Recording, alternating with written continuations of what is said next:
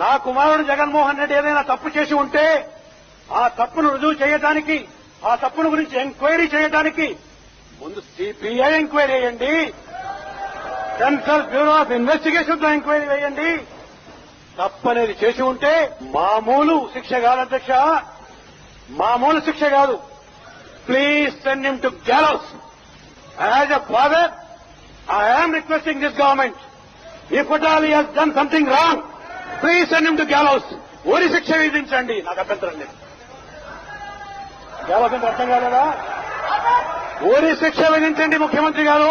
ప్రధాని మోదీకి మాజీ సీఎం వైసీపీ చీఫ్ జగన్ లేఖ రాశారు. తిరుమల లడ్డూ ప్రసాద్ వివాదం పైన ప్రధాని మోదీకి జగన్ లేఖ రాశారు. తిరుమల హిందుత్వానికి మారుపేరంటున్నారు జగన్.